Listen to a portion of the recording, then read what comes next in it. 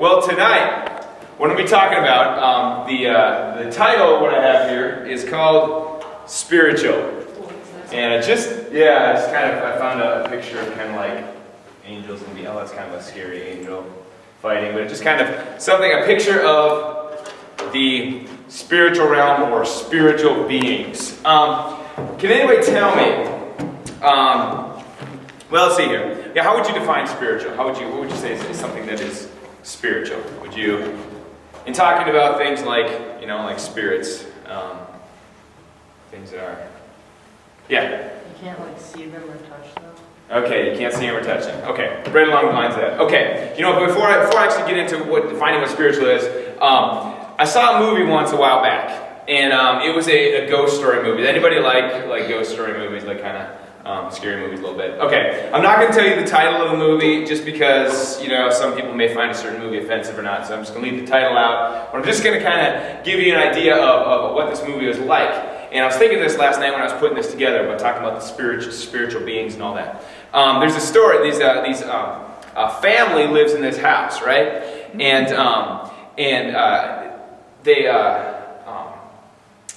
it's kind of like they start to kind of think maybe this house is haunted because things happen, like curtains get open, they close them, and then they get open back up, or things would get moved, like they have things a certain way, like a mirror on the wall, and then they'd walk out, and then it would move to the next room, or maybe doors would open, like they'd leave a room, they'd go to the other side of the house, they'd come back, and these doors are open, right? And so you're going through this whole movie and starting to get these clues, and then the kids are starting to think, no, there's ghosts in the house, there's claiming there's other people in the house, the mom says they're crazy, no, it was you, she was blaming the kids and all this for all this stuff happening. Anyway, the final twist at the end of the movie, all of a sudden you sit back and go, whoa, it was actually the family that you were watching, they were actually the ghosts. And it was the real people, or the people in the physical world like you and I, that were kind of like haunting the ghosts. But throughout the course of the movie, because when the real people would move things back or set things up the way they wanted them, and the ghosts would get frustrated and move them back how they had them, that was like haunting the other family, and it ended up the family left the house alone. Anyways, be like, well, that doesn't make much sense. So the point of the movie is that this family had died, but they didn't want anyone, but they continued on as spirits living in that house, and so every family that tried to move in, eventually they scared them out, and you start to realize that, oh, they were the ghosts. Anyway, that was kind of the twist of the movie. It wasn't really a gory movie. It was just kind of at the end, it was kind of this cool twist. Oh, that makes sense. They were the ghosts. That's why all these things are weird. So it's kind of cool. Anyway, but what I liked about the movie, the main point of it was that it showed a picture, not a very accurate one, but it showed a picture that there's the physical world, like Ethan said, things that you can see and smell and touch and all that. There's the physical world, which is us. But at the same time, all around us, there's a spiritual world, and they interact, even though they can't necessarily see each other, or at least the physical world can't see the spiritual, they're still there, and they still interact and have an influence on each other. So when I want to talk about what is the real spiritual realm tonight, we're just probably going to scratch the tip of the iceberg, but I want to invite you to ask some questions or share some stories or anything you have. So first of all, I want to define what this is, spiritual, and basically, it's what Ethan says, it's what can't be sensed with the 5 physical senses, but yet it's still real. Now, anybody know what the 5 physical senses are? You can go ahead and just throw them out there. Sight, touching, seeing, hearing, smelling, tasting. Did we get them all? Yeah. Mm-hmm. Touching, hearing, smelling, tasting, seeing. Okay, got them all. Okay, so those are the 5 senses. Now, the spiritual world is something that we can't see, we can't touch, we can't smell, we can't taste, and we can't hear, but it's still real. What'd you say? You can feel it. Can you feel a spirit? You mean feel it like touching it like your hand, like feeling it like this? No? But you're talking more like kind of sensing it? Like you get like a feeling type of deal? When they go by, you just sense that they were right there. Feeling like Now you're saying that you can, or you've seen that in movies do that? Physical senses. The physical senses. Not feeling. Yep. But a spirit is something that you can't necessarily, or you can't perceive with your senses, but it is still there. It's still real. Okay? There was another movie a while back. Anybody heard of a movie called The Sixth Sense? Yeah. Anyone heard of that one? And that movie was basically, again, it was about a young boy that could See that? See the dead. see dead people. Because the famous line, I'm sure most of you have heard it, it's kind of classic. I see dead people. How often do you see them? All the time. What's that? Sounds like a new movie's kind of taking that line. Which movie is that? Paranorman. Yep. Paranormal. That's where it's from. Paranormal. Paranorman. Oh, That's where it's Paranorman. from. Oh, yeah, I think it's that movie's making fun of a lot of other spooky movies. Interesting you bring up paranormal. And I actually was talking to Nathaniel. He couldn't be here tonight because the worship band is doing a... sorry about that. I got it for you. The worship band is doing some ministry at another church, but he wanted to be here. And I told him the topic we were going to be talking about. And he mentioned the difference between paranormal and spiritual. Paranormal activity is what you'll see in movies. Mm-hmm. The movie we saw here, the movie I alluded to, The Sixth Sense. There's a couple movies out recently I haven't seen, Paranormal Activity. They sound pretty demonic, pretty gross. Yeah. I don't recommend, again, I don't necessarily recommend ghost movies. There are a few here and there that I've appreciated. There are some that I find just to be trash. But, so anyway, now what that is the world's attempt to describe or explain or give us a picture of spiritual. So paranormal activity, it's what you see in the movies. And it's not an accurate description of reality. However, I do believe in spirits. I do believe there are beings all around us. I do believe I personally have an angel right here, what's up dude, who is my personal bodyguard. I believe in the New Testament points that out, that we all have an angel assigned to us to protect us. I have experienced my interpretation, but I believe I've experienced my personal angel spare my life a few times. I was on a trip with a church a while back that we were involved in, and we'd taken a road trip down to, I believe it was Alabama. Went to a conference down there. We were driving back. We were coming back through Illinois, and there was some nasty, sleety, snowy weather. I don't remember if it was February or sometime in the winter months. We were coming through, and the roads were pretty bad, and we were in a 15-passenger van coming back. It might even be the same one that some of us will be riding in on the way down to Rochester, and that we already have ridden in. The van's been around for a while. Anyway, so we're driving down the road. It's maybe a three-lane highway or so, and all of a sudden this van does this, just out of nowhere, sideways on the road at 50, 60 some miles per hour. And the driver was our pastor. Just yells out, "Jesus!" And the van by itself turns right back around and keeps going.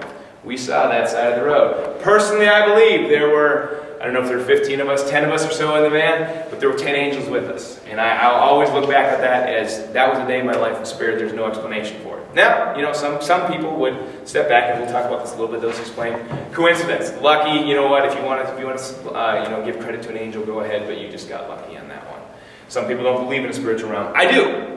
I believe in God, who's a spirit. I believe in the devil. I believe there are evil spirits, demons. I believe there are good spirits, angels all around us. So, having gone that far, does anybody want to spur with any questions they want to bring up at this point, or in talking about angels and demons? Go for it. What do you have? Okay, me and my sister, when we were watching the Bruns, I thought she went upstairs. Mm-hmm. Well, and I guess she did, but she came through the little stairway that comes to their kitchen. Mm-hmm. She was like in this one area, and the dining room doors are open, and she's sitting here flickering the light, swinging their door open.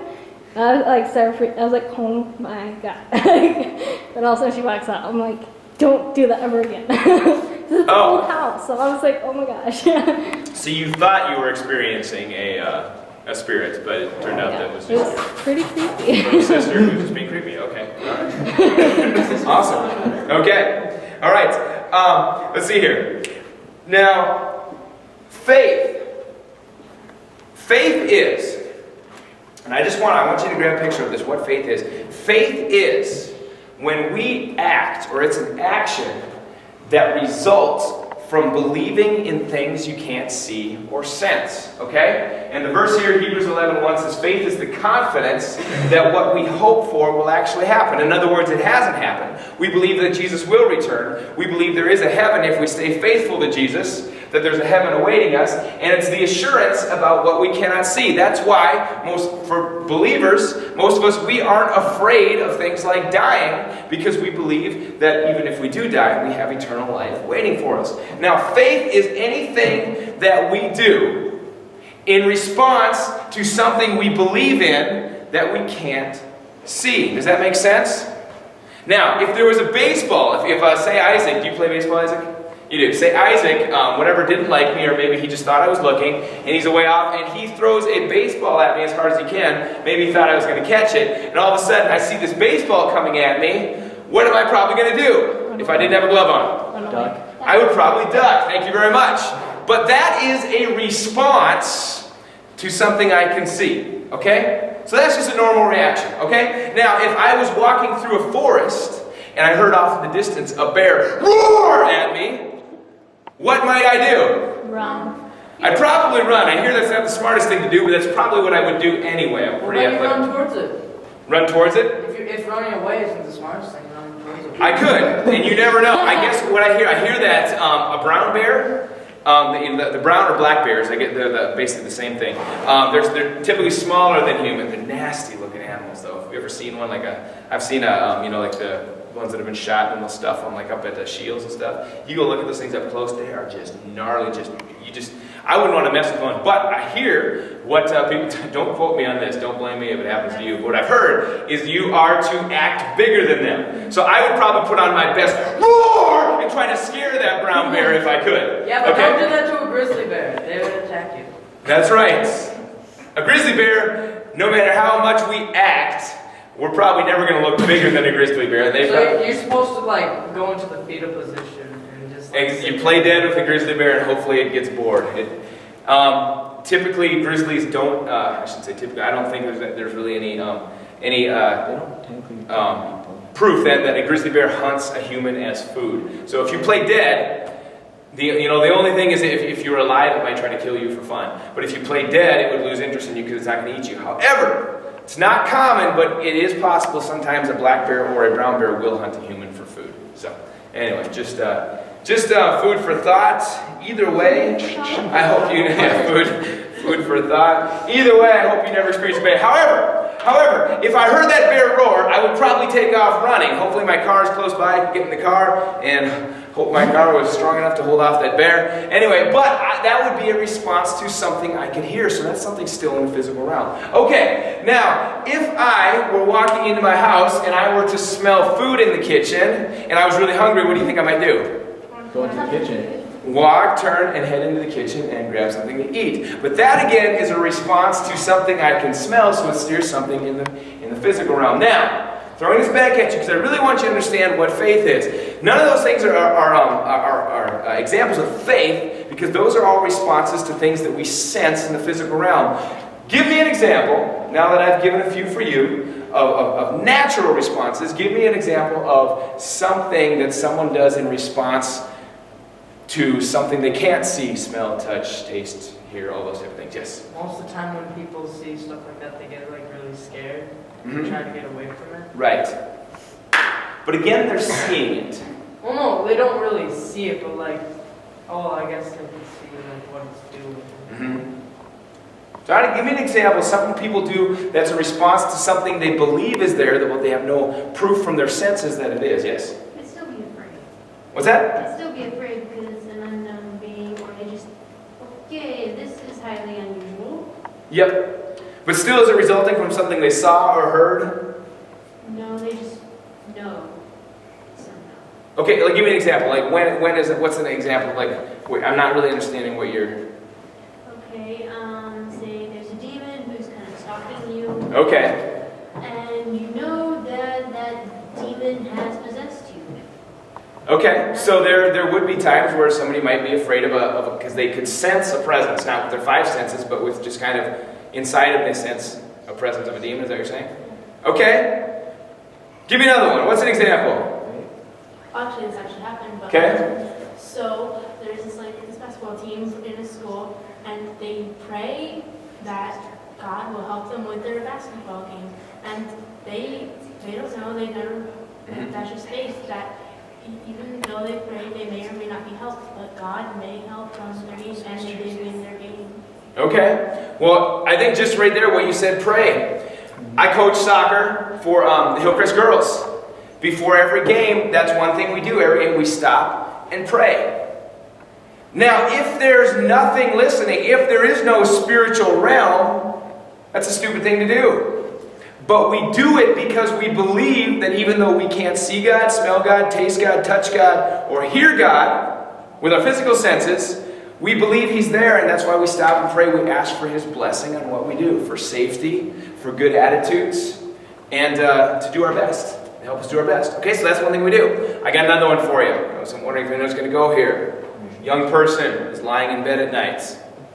Mom and Dad are down the hall. They want to get up and go to the bathroom, but they just can't get out of bed. You know why? They're afraid of the stuff under the bed. Because they're scared of the monsters under the bed. How many of you, anyone in here ever afraid of the monsters under the bed? Anyone ever? I'm more afraid of the monster in the closet.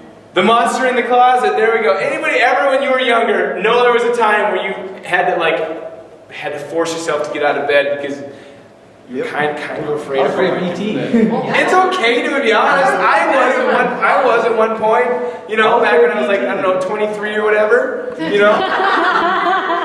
When I was young. Then I have to think through this. There can't be anything under the bed. It's just a hardwood floor, a bunch of dust because I never clean it like my mom asked me to. You know, maybe those things do grow. What if they've grown into something because I haven't? When you turn off the light, you jump into bed so you don't have to get... Yeah. That's what I'm doing. Try to beat the light from you hit the switch and try to beat the light into bed. But that's yes. Oh, there's a way to know if there's a monster in bed. You toss a piece of chicken under there. If you hear gobbling noises, stay where you are. There you go. Now we know. You have to get up to get a piece of chicken. Think you steal from some supper. You stick it in your pocket. Yeah. Awesome. Yes. So when I was like 7, I watched the movie Ernest Scared Stupid, and there's a monster with the glowing red eyes, and still have nightmares about it occasionally. And I have a lamp that's right next to my bed, so I turn off the light, and turn the lamp, and turn off the light. Then I get in bed, and I turn off the lamp. Yeah. All right. Yeah. I was not scared of the monster under my bed or in the closet. I was scared of a little small creature called E.T. E.T. I was scared of him. I was like, The thing is cute. well, Yeah. when I was young, he scared me. In a It's message like, sort of way. I was afraid he was going to come through my door. Well, our new house is like is actually like really old, and so every once in a while, like when I'm in bed and there's no one up, you can hear like creaking noises because the wood just like shifting. Right. And so a while ago when we first moved in, I would like face the wall because my bed was right here and then the door was right here. I would face the wall so I didn't have to look at the hallway because I thought there was something there. Okay. And so Interesting. Okay. So we've all had an experience where we've been responding to something we can't see. Now, in some of these cases, you know, the kid that is afraid to get out of bed, that's an act of faith, kind of more of fear, but he won't get out of bed because he believes something is under the bed, or he at least believes it might be. He's responding to something that he has he can't sense through the 5 senses. But when we take that into the spiritual realm, things we do, because, you know, again, I talked about our team, we stop and pray. But what about if I'm, at the store and I'm totally out of money, but I really want a candy bar, and That's a candy bar. well, it's M&M. It's better than a candy bar because it's peanut butter M&Ms. I got this for Pastor's Appreciation Month from Shauna, so thank you, Shauna. Teachers, Pastor teachers, Appreciation. All right. That's right. So anyway, so this is at the store, and I'm out of money, and I go like this, and no one's looking. I could take it, but maybe I know that God's watching, and maybe that keeps me from stopping. So that's a response. Even if I could get out of the store cleanly and fill my stomach with this delightful goodness, I know that God still was watching. Okay, that's a response. What's that? cameras are watching too. Cameras are too, but cameras do exist in the physical realm. So, and that would still be being afraid of being caught, being seen by somebody and caught by a physical person. I'm talking about when no one's looking and no one can know. Do I respond in faith? You know, maybe it's when you're at your house, maybe it's when you're with your friends or something where no authority figure's watching. Do you have that conscience with you that keeps you doing the right thing, even though really no one in the physical realm is going to be watching? But you know that God is. That's an act of faith. Does that make sense? That's what faith is. Okay? Another thing we do, I'll skip it. I'll get down there in just a minute. Oh yes, I had a great one here. In 1987, I believe. Anybody know the significance for 1987 for Minnesota Twins fans? They won one. They won the World Series. Can anybody name a player on the team at that time? Oh, Kirby Bucket. Kirby Bucket. Dan Gladden. Dan Gladden. I heard Ken Herbeck. I got his autograph. Can anyone name any more? That's not bad. Do you all remember that? You got his autograph? Yeah, Dan Gladden. What year were you born? No, he was at the Twins caravan. Oh, like a couple recently. of years ago, and Okay. he signed my Twins flag. Cool. Thing. I have Danny Van Kirby Bucket's on. You do? Sweet. Awesome. Yeah, Kirby was probably one of the greatest Twins ever. That guy was such a great baseball player.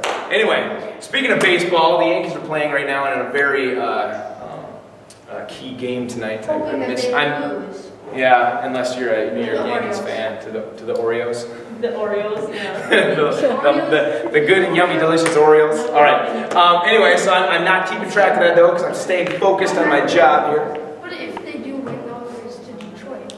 It is. Detroit's a good team. All right. We're not talking about baseball yet, except for this one example. So anyway, back in 1987, the Twins made it to the World Series. Hadn't been there in a while. And my dad has this friend in town. And anyway, I think they won a game or something. And it's a 7-game series. So they won one. And then my friend had watched the game, right? And apparently the next day they were playing the game and they started losing. And so this friend of my dad's goes and he puts on the clothes that he was wearing yesterday. To hopefully to bring back the win again for the Twins. Ironically, the Twins came back and won the game, and he was sharing that story, and that was an act of kind of faith in superstition and stuff like that. Personally, I don't believe in that type of stuff. My dad actually kind of got in his case for it. He said, that's pretty, that's not a good activity for a Christian to be involved in. We believe in the spiritual realm. We believe, we don't believe in certain things, and that we can't do those type of things as Christians. It's like reading the horoscope, that type of thing. Yeah.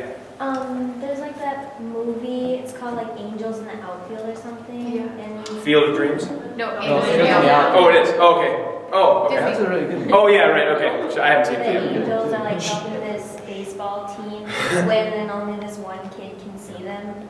Yep. And Yep. it's, like, helping the team. It's just like there's an angel right there with that guy. Yep. And all those movies like that, I enjoy them because it acknowledges that there is a spiritual realm. Again, that movie would again fall under this paranormal activity, which is basically the world's attempt to describe it without understanding what Scripture says. So again, they're fun movies. I like a good ghost story, but again, it's only a picture. It has a very limited description. If we truly understood the spirit realm, we'd understand there are spirits that hate us, that want to kill us, that want us to make us disobey God, and there are those that are here to protect us. And we know that God is the ultimate and the most powerful. He wins in the end, but for whatever reason, for a certain time, He's allowing there to be demons and angels impacting our lives. It's kind of interesting, but He gives us the victory through Jesus if we desire it. You had a question? So what do you think is real about Anything that portrays it accurately? the visitation? What's that? Randy Travis, isn't it? Okay. It's about like demon possession. Okay. From a Christian perspective. You know what? Actually, a great one. A great movie with spiritual elements brought into it. The Passion of the Christ. Anyone seen it? Yeah. There are a lot of, and I love about that movie, there's a lot of spiritual interpretation added into the movie. There's angels, there's demons in it that torment Judas. There's Satan in it. And it's very interesting how they portrayed Satan. It was, I can't remember if it was a female or a male that played the part, but they made it look like you really couldn't tell. And you're watching through the movie and you're like, no, it's a guy, no, it's a girl. No, and they just made it so, because he has no gender really, and he's holding this baby the whole time, a mockery of Jesus, who Jesus was God's son. And I think there's just elements they really portray things well. And then when Jesus died, when he breathed his last, and died, you see Satan in hell, and all of a sudden he screams because he lost his power at that moment. Yeah, it's a real cool movie. There's a lot of spiritual elements. That one really portrays truth in the spiritual realm, I believe. So, yeah. All right, good question. All right, let's see here. People often, not yet. People often make fun of people that believe in spiritual things. Okay, maybe you've heard some things like this. They say that spiritual stuff, God, Jesus, angels, demons, that's just fairy tales. It's like it's the same thing as believing in Santa Claus or believing in the tooth fairy, you know? We all know, when you're young, you believe in the tooth fairy because you put your tooth under the pillow, and in the morning, there's $150 there or whatever. But we all know that was from your parents, And then when we're all young, we believe in things like Santa Claus, and we get presents from Santa Claus. How many still get presents from Santa Claus? No. Yeah? Okay. I don't want to be the bearer of bad news, but if those of you, Santa Claus actually, Saint Nick, whatever. We all know that those presents really come from our parents. They don't actually come from Santa Claus. There's no way a fat dude with a flying reindeer could make it all the way around the world. Not that we don't believe in flying reindeer, in one night. What's up? Mr. Moon, the science teacher from 7th grade, actually, around Christmas time, he actually...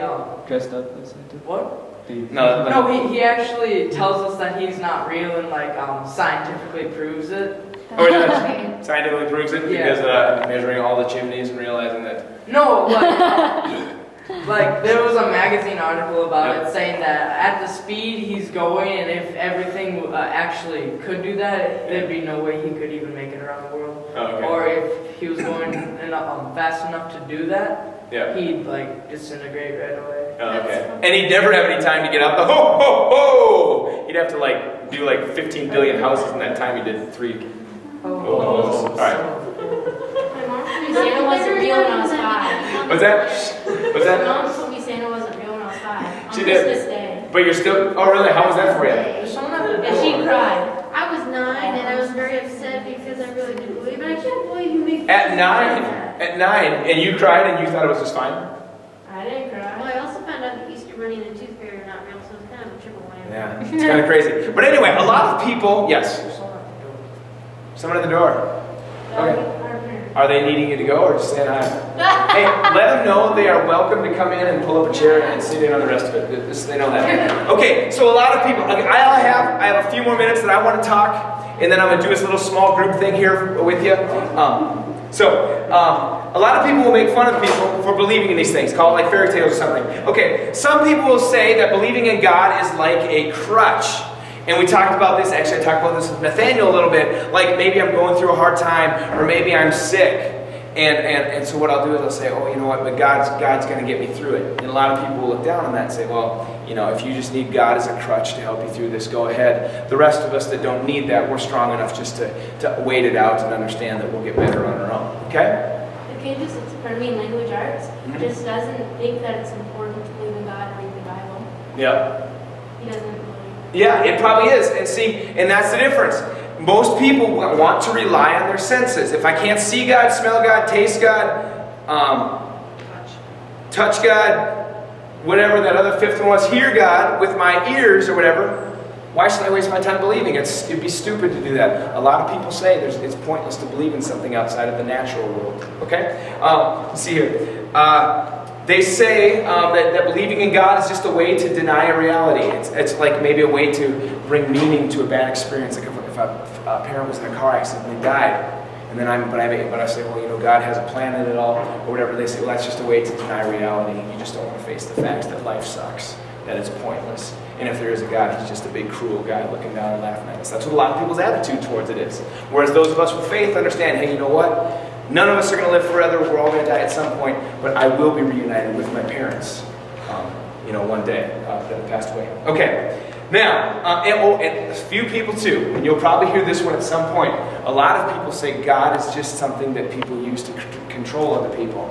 Like they'll blame your pastors or whatever. All your pastor does, he talks about God and convinces you to believe in God so that he can get a paycheck instead of having a real job. That's one people say. That's a good one. Or they just want to control you, want to keep you from having sex when you're young, want to keep you from doing drugs, so they talk about this God to hopefully scare you out of it. Okay? One of my brothers, actually, when I was like talking to him, and he told me that they just made it up to keep peace in the world. To keep peace in the world. There we go. Try Yeah, but it. that's like one of the main things that people fight about is religion. It absolutely is. Exactly. That was my point that I made to him after that. You know what? In some of all of this, in some ways, there are a lot of things that is true. A lot of people do just use God as a crutch. They don't live their lives for Him. They don't obey Him. They don't seek Him. But when things go wrong or they need help, they'll call on God or say that God's with them or something like that. A lot of people do use Him as a crutch. A lot of people do use religion to control people. There's been plenty of people. A lot of people start wars in the name of Jesus, supposedly. They use religion as an excuse. So there is some reality, some people do, but that doesn't mean that there isn't a God that doesn't exist. Okay? So anyways, to someone, let's see here. No, God says that people will know that He exists and what He's like by the way people who believe in Him live their lives. Okay? This is how people will know that God exists, is by you and I living our lives in faith, living in obedience to God. Check out these verses. Your love for one another will prove to the world that you are my disciples. John 13:35. The best thing we can do as believers, if we want the world to know Jesus, the best thing we can do is treat each other and treat other people like Jesus would, like love, unconditionally. So if there's a bunch of Christians and we're all talking about each other, backbiting, gossiping, lying about each other, if we're all doing the same things the world does, the world's going to look on and say, God isn't real. You guys live the same as we do, and yet you claim there's a God. What's the big deal? It's one of the biggest, I've heard it said, it's one of the biggest causes of atheism today, because people that know God or claim to know God but don't live like it. They don't live in faith. They don't have their lives line up to God's word. Okay, and one of the verses on there says, "You are the light of the world. So let your good deeds shine out for all to see, so that everyone will praise your heavenly Father." When we live by faith, when we do the things that the Bible tells us to, the world is able to see God through our actions. All right. And Hebrews 11:6 says that it is faith that pleases God. It's impossible to please God without faith. Anyone who wants to come to God must believe that He exists and that He rewards those who earnestly seek Him. All right? Faith is what pleases God. When you do the things that God asks you to do, even though you can't see Him, even though you can't smell Him, when you do the things that please Him, these are the things that ultimately that He bring reward to your life. And the last verse I want to share with you is Luke 18:8. When the Son of Man returns, how many will He find on earth who have faith? When Jesus returns, how many people will He find that are truly living like they believe He exists, instead of just living based on what they can see and feel and sense through their five senses? Yes? There was like this controversy on Facebook that I had, and then someone mentioned that, the Bible is only a product of its time. Yep. And they mentioned there's like a verse in Romans that says that we're no longer under the law, we're under the Holy Spirit, and the new law is in the New Testament.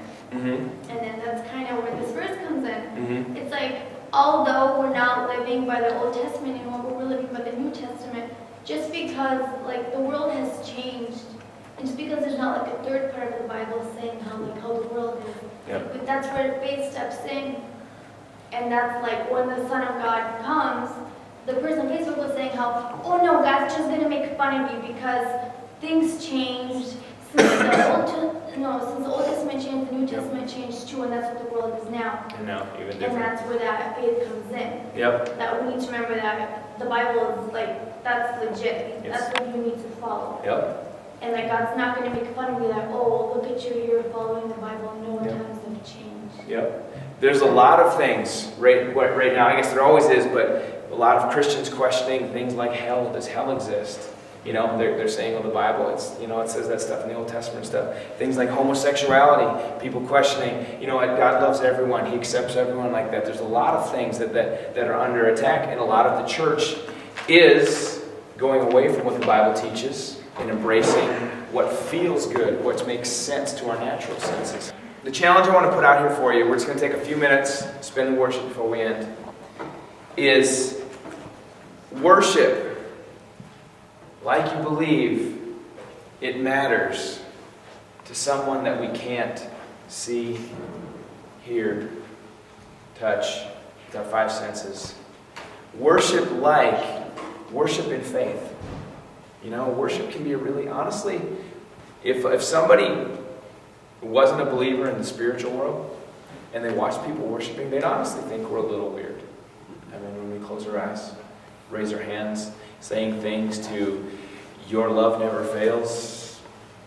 Whose love? There's nobody here.